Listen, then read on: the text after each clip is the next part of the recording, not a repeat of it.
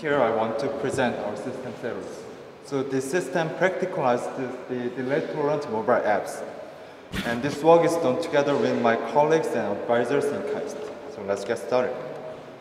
So in these days, mobile apps are getting more bandwidth hungry than ever before. So there are lots of data-intensive applications, including video services and podcast services and cloud backup services. And as the number of devices keeps increasing, it is not surprising to see there will be huge mobile data traffic growth. But the problem is that it is unclear whether physical capacity can meet the future demand. So they have limited radio resources and limited capacity in the physical network. So the problem is that it is not easy to meet the future demand. And one solution can be, so by focusing on the cellular network, like we can provide more focusing on cellular network. So by providing pamphlet cell or next generation network, by using the kind of problem, we can solve that. But in this talk, I want to focus on more efficient and promising solution, which is Wi-Fi. So nowadays, we have, all of the smartphones have Wi-Fi interface. And by using Wi-Fi, we can provide higher bandwidth at lower cost. And by doing so, we can avoid using the expensive link cost. And if the smartphone is under the Wi-Fi network, it will use Wi-Fi in prior to the cellular network. So here we have some explanation. And so nowadays, if the smartphone is under the Wi-Fi network, it will use the spontaneous Wi-Fi network connectivity on the spot. But the problem is that if the Wi-Fi coverage is limited, it is hard to fully utilize the Wi-Fi network. So that's why there has been some researches which suggest the concept of delayed offloading. So in delayed offloading, users can trade their delay for the portion of data offloaded to Wi-Fi. So I'll show some example. So let's say my advisor Kyung-soo will take a plane in 9 p.m. So, and he wants to watch a movie in the plane. So he pre-schedules to download the movie. So he set the download deadline as 9 p.m. And using delay, we can, so our download can be paused when we are in the cellular network and wait for the Wi-Fi. So by doing so, we can increase the Wi-Fi utilization. So there can be two obvious questions you may have in your mind. First, isn't this already solved the problem?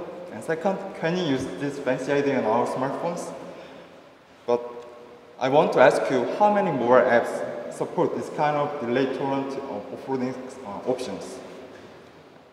So we found that there are not many mobile applications and rarely support this kind of delay offloading options. Okay. So here I want to address the challenges to utilize the delayed offloading idea. First, in TCP, every connection is bound to its address. So at every disruption, when IP address changes, the application developer should add the logic to handle the network disruption. So since the connection will be tear down, we have to make a reconnection. So this is very well-known problem. But let's see the practice. So how many applications are supporting this correctly? So we checked the popular mobile applications in the market, and when we checked these programs, we found that there were several applications have some problems in handling the network disruption. So we think that this is because the little system support in the disruption handling. And moreover, there is no complete solution or library which supports delayed offloading. So it is application developers' responsibility to support this kind of ideas. And we found that there are a few number of applications which support Wi-Fi only option. But the problem of Wi-Fi only option is that if there is no Wi-Fi connectivity, the user should wait indefinitely. So this is not the complete solution. So what are the root cause or the main problem of this? So we think that the fundamental problem is that the bundle of handling, this kind of disruption handling and Wi-Fi offloading is solely depending on the application developers. So we try to help them. So that's why we bring a system, Cedos. So Cedos is a practical solution for cellular data offloading. So by using this, our system, application developers easily develop their delayed offloading applications. So in Cedos, we tackle two fundamental challenges.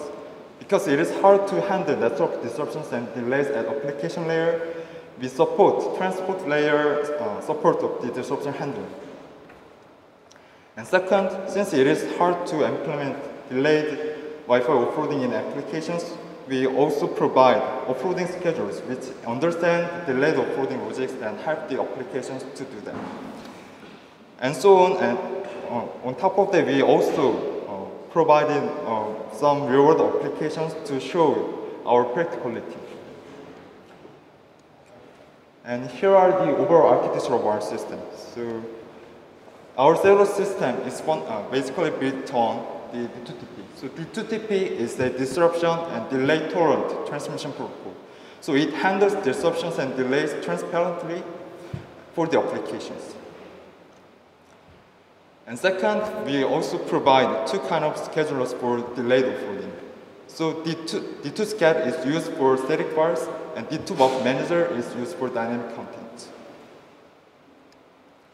And we also consider the backward compatibility of two existing services. So since we develop a new transport protocol, we have to think about the backward compatibility. So our solution was to place proxy which translates the protocol between the D2TP and TCP.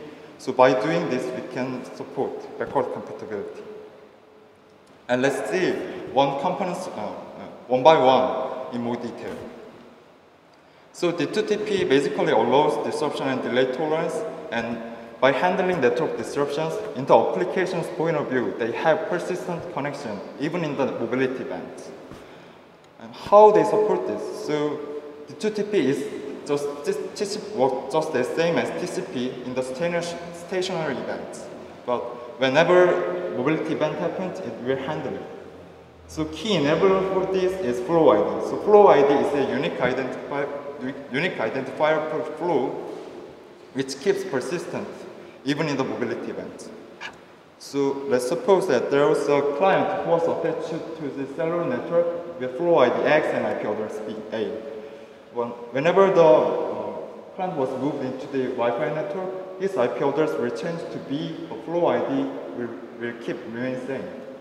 So in this case, server side can detect the address change. But before resuming the data transfer, server side will trigger the authentication process to prevent any connection hijacking attack.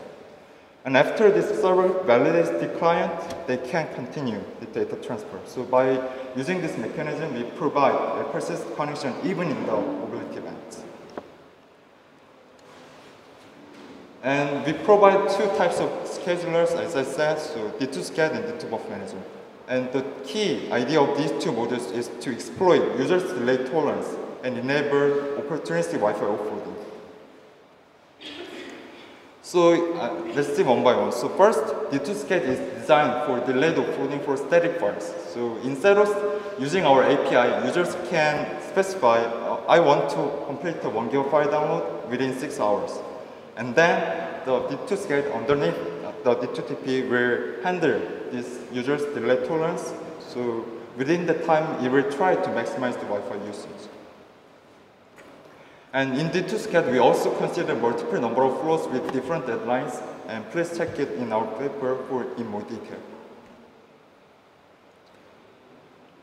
And more interesting example can be D2BUF Manager. So D2BUF Manager handles delayed offloading for dynamic content. So you might be curious about, can we find any delay in real-time streaming applications? And our answer is yes, it is, and yes, of course. So that's what D2BUF Manager does.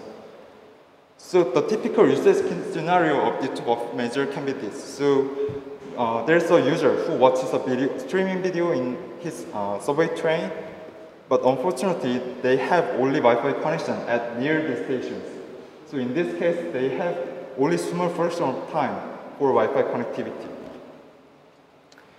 In this case, we also consider users' requirements. So user may want to say that I want to see watch 320 kilobps video without any pause. So the goal of D2Buff manager is to meet the user's requirement and maximize the Wi-Fi usage. So how do I do that? So let's see how D2Buff manager does.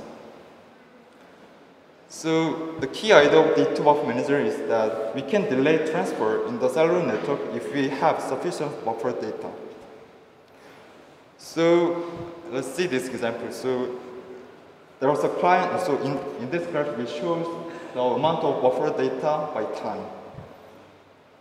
So at the first phase, the client was attached to the cellular network, and it will download the data until it has some sufficient data.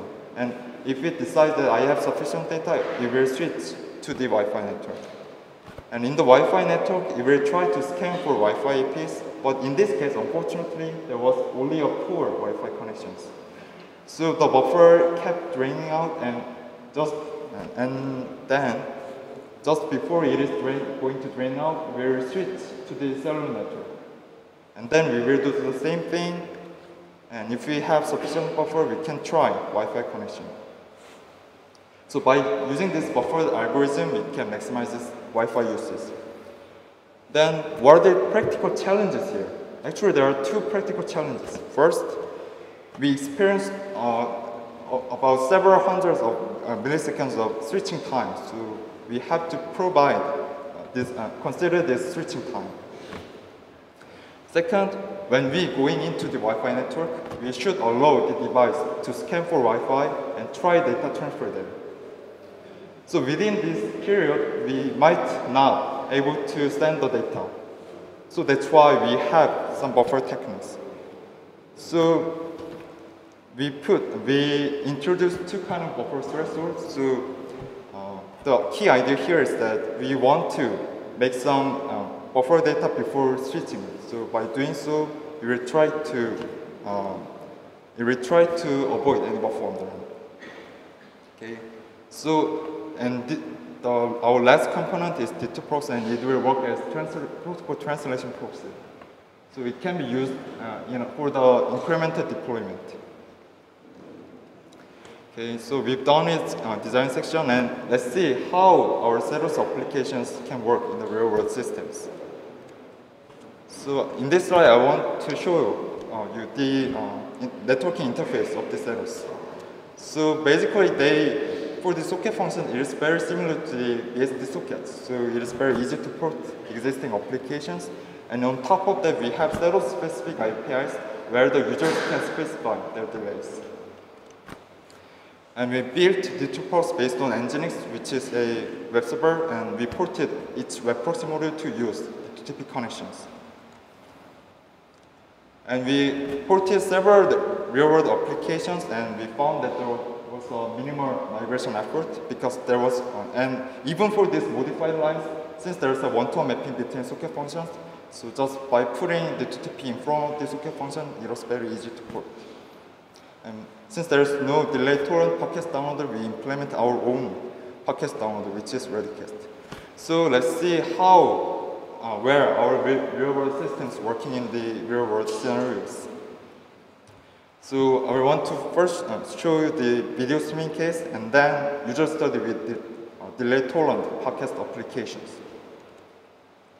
So in our first experiment, we did video streaming in a train, and while watching a 640 kilobps video using Nexus 5, we take a round trip. And as I shown in the previous example, the Wi-Fi was only available at the stations.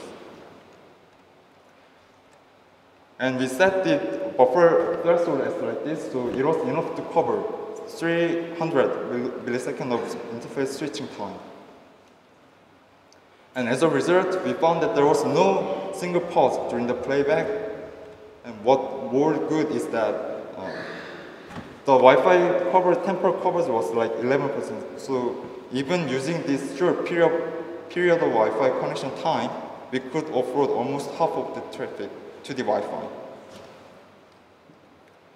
And we next want to show you the delayed offloading scheduler and delayed offloading podcast application. So we implement our own Redcast application which supports any podcast channels.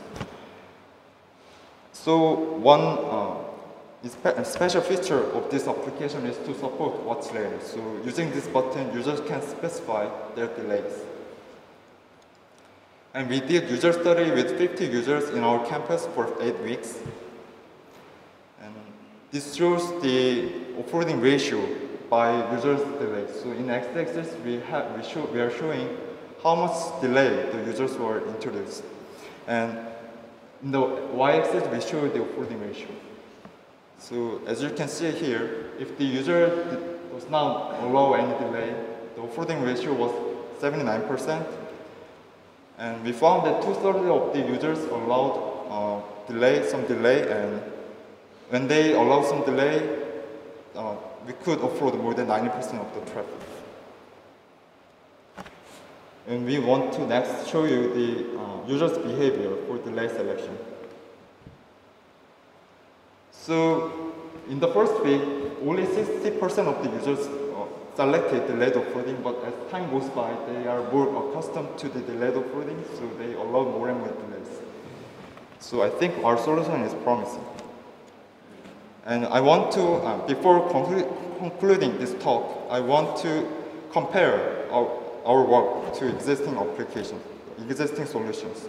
So TCP migrate is a solution which supports network disruption even in the TCP stack. But the problem is that it does not support any long delay. And there are another works like DTM protocols, so they are built for handling network disruptions and long delays.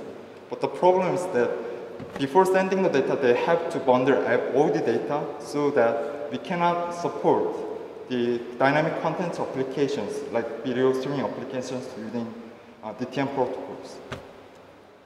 And Wi-Fi is the first paper which proposed the concept of delayed offloading, but the problem is that they do not support any transport level disruption handling, so it is very hard to adopt this idea to the applications. And moreover, they do not consider any dynamic contents for delayed offloading. So we think Cedos can provide more comprehensive solution for existing applications. So even though the delay-tolerant offloading is known to be a good idea, but it has not been widely adopted. So we found that there was a gap between theory and the practice. So we tried to fill the gap by building a platform for the delay-tolerant applications. So we hope Cedos can further utilize delay-tolerant applications and solve the capacity overload problem in cellular networks. And thank you. If you are interested, please check out our webpage, and I will get your questions.